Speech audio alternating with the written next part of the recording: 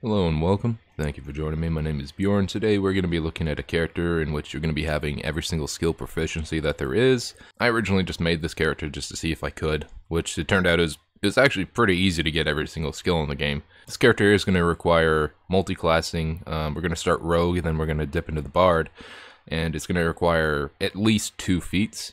You don't even need to be max level for this. All we need in order to get all the skills in the game is just going to be a Rogue 4 and a Bard 4. After I show you how to go about getting all the skills and whatnot, there's 2 main routes that I took. I kind of wanted to turn this into a bit more than just all the skills. I wanted to give the character a bit more depth or something like that, or to make it more fun or something for maybe someone else or someone to take inspiration away. So I thought maybe, you know what, who's the most skilled person that I can think of in all of literature and whatnot? And I was like, oh, Batman. And then I also thought about Rick Sanchez. So I mean, like, depending on how you invest the expertise of this build, it could go, you know, Rick Sanchez or Batman. It doesn't matter that you're a rogue bard. And also I should mention that don't play Batman or Rick Sanchez. If you want to play a character akin to them, like, that's fine, you know, like someone that has worked very hard to get to where they are and whatnot, but like, create your own backstory. It's more fun, it's more personal, it makes it more of your own, and it doesn't railroad you into playing as a certain way, and you can develop that character as you go, and it's much more enjoyable. The other one thing before we jump into this I'm going to say is that be careful with this character because of having every single skill. If you're a dick, you're going to overpower the table, and you're going to take away fun from other people. This game is a team game, after all. Like, have fun with other people, let other people shine. Yeah, let's go ahead and get into it. Alright, so first things first, the most obvious choice to me here for picking a race was Half-Elf, because we immediately get 2 skills off the bat. Now, as for the ASI choices, I decided because I personally am going with the Rogue Bard. I'm going to go ahead and increase both my dexterity and intelligence score here, because if we are playing something more, again, akin to Batman, he's an investigator, and investigation requires intelligence. We already have a +2 to our charisma, so that very much helps. As for our skill versatility here, I believe I went ahead and took the insight and the intimidation first. I felt like this would be more fitting towards that character that's able to read into people and to intimidate them into doing something, to possibly avoiding fights that never came to be. Because that's kind of like the idea with Batman, is to scare the shit out of, like, superstitious people so that they don't commit those crimes. And of course, for languages, it doesn't particularly matter. Undercommon's a pretty good one to go with, I guess. You know, it's campaign dependent, or, you know, backstory dependent. Now, for the first class that we're going to take, we'll get into the background in a little bit. We're going to go ahead and dip into our first level is going to be Rogue.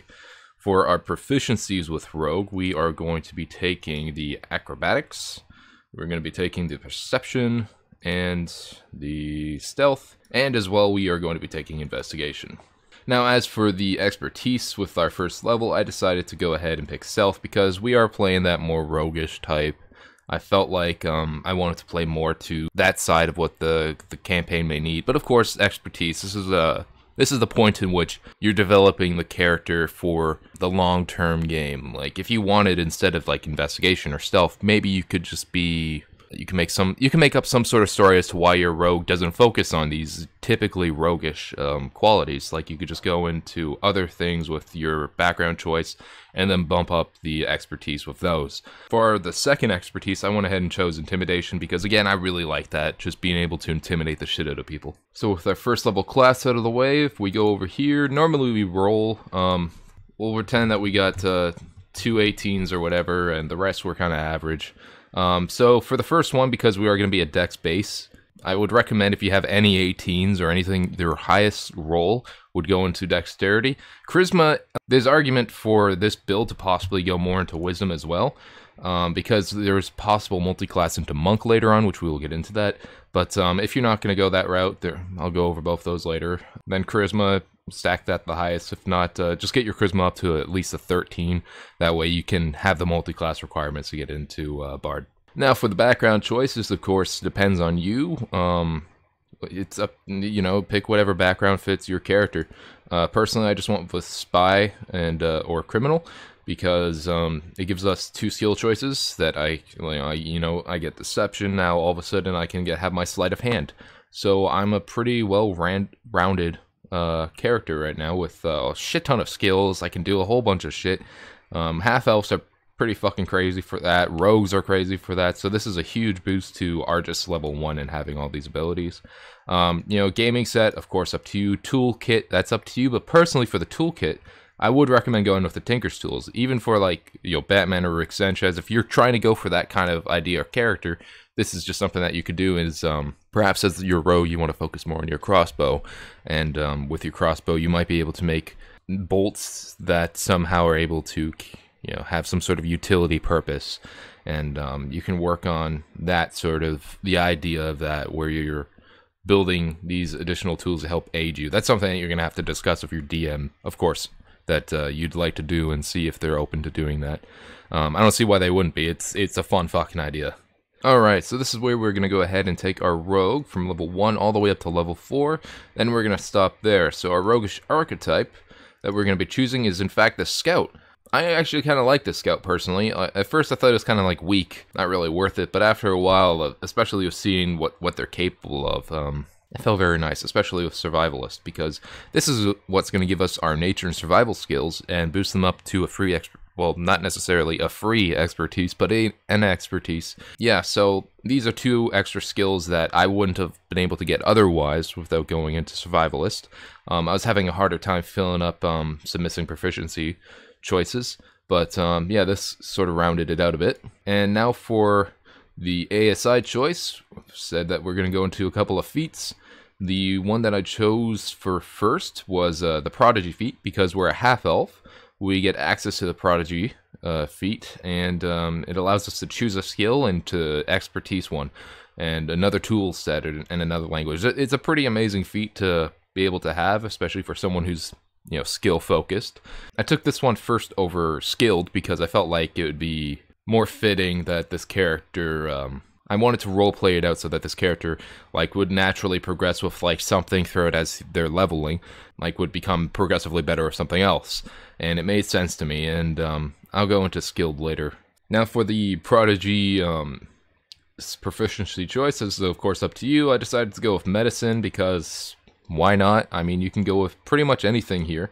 You can go with athletics. Athletics is very helpful. Anything here. It depends on you.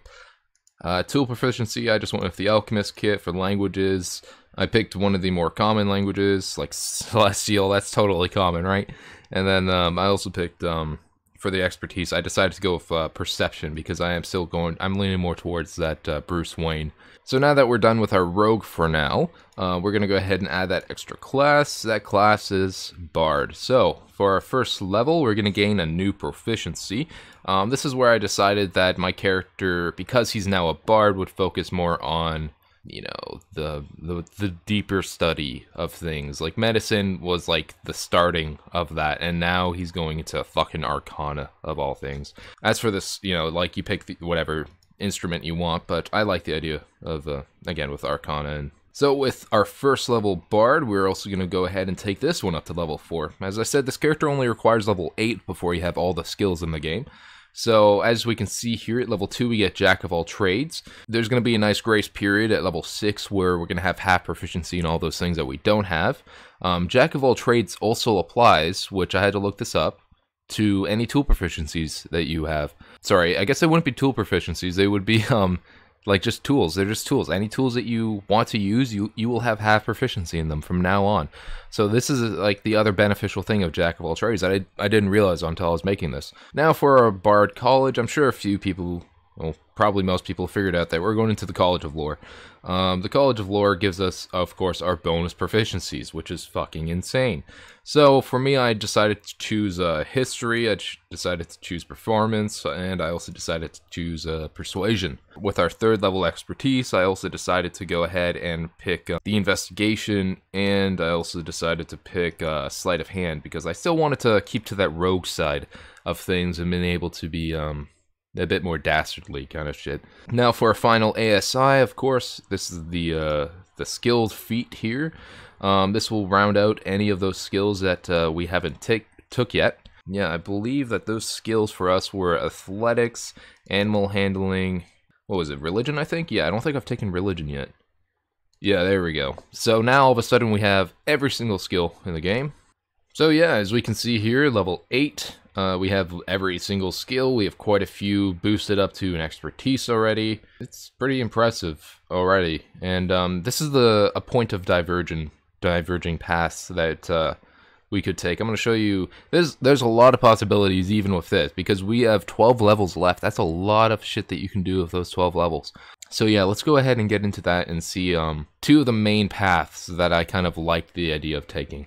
Alright, so now that we're back here, the first main path that I saw taking was to actually go back into Rogue and to bump it up to at least Rogue 11. Now the reasoning for this is because of Reliable Talent. So Reliable Talent's broken. Well, it's not broken, it's actually, it makes sense. You're investing 11 levels into a class.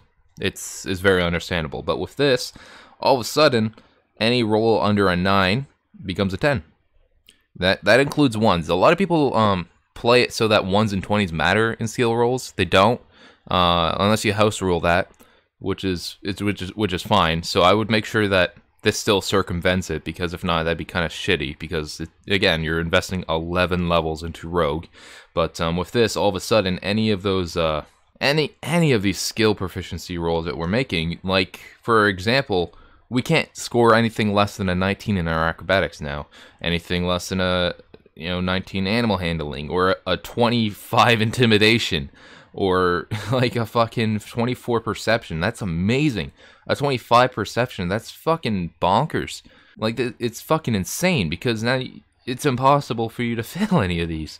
There's a chance for you to fail some, right? Like maybe a 17 history isn't enough. Overall, you're gonna get maybe some information from that. Like you've read a bit here and there kind of shit, but like it just breaks this character. Like the character is broken before, but it just like feeds into it now, where it's just amazing. Now from Rogue 11, a few extra choices that you can take too, or of course you get some more expertise when delving into Rogue this far in. So I think I decided to go with what was it? So with Rogue. With that, I went with acrobatics, and I also took insight.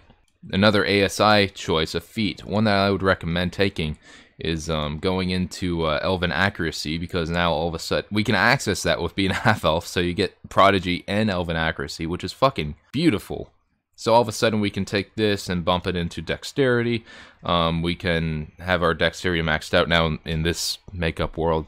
And yeah, we get extra rolls on any attacks that we have with advantage. So any attack coming out of stealth and not being seen by something, and we have again, reliable talent, and our stealth is expertise, and we're getting like a 25 every time we roll stealth. Like, of course, we get superior mobility. Along with that superior mobility, I would recommend, even like if you want to go more physical combat, which is what I did, dip into maybe athlete, and you can go into strength even though we're maxed out, or go into dexterity. Strength is still really good for this character, because strength indicates jump distance and a few other things in this, so that's pretty nice.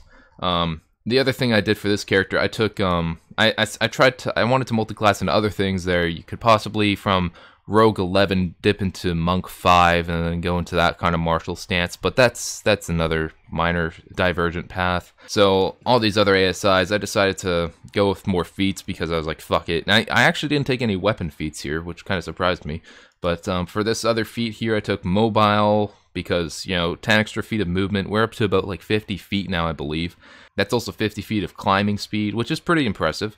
And then for a final feat, one that I would recommend even taking possibly sooner is, in fact, the Magic Initiate. The Magic Initiate, either Cleric or Druid, because with the Magic Initiate, with either of these, we get the Guidance cantrip.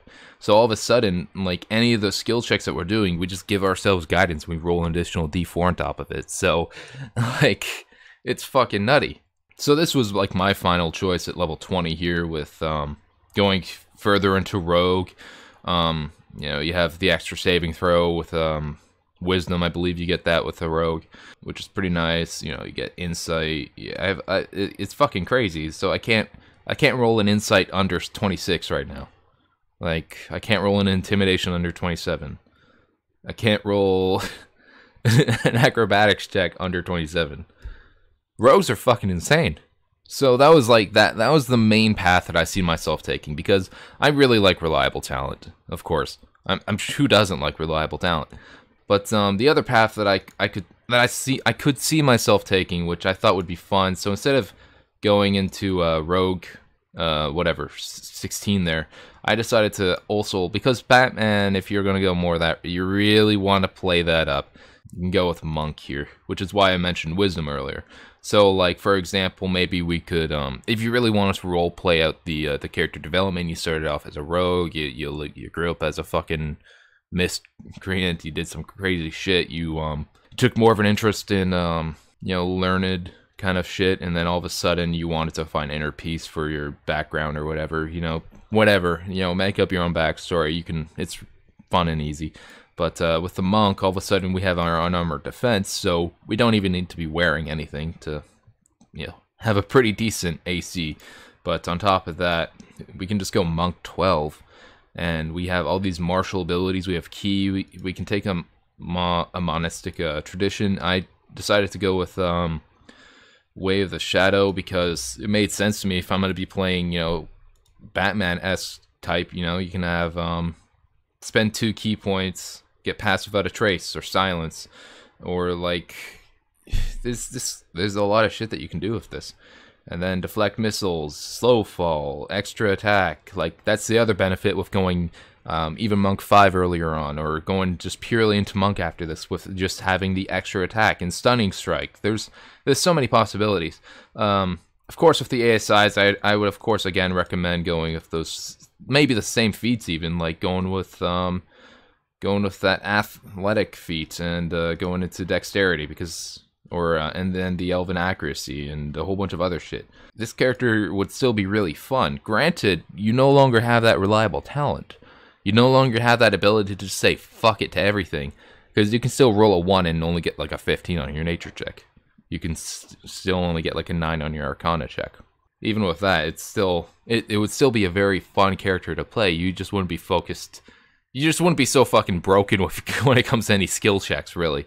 And of course, this is the other path I was mentioning earlier, where you go Rogue 11, you get your reliable talent, then you also get to dip into Monk 5, you get the extra attack, you get your stunning strike, slow fall, all these extra things, deflect missiles. Like, this could be the main route that I might take even.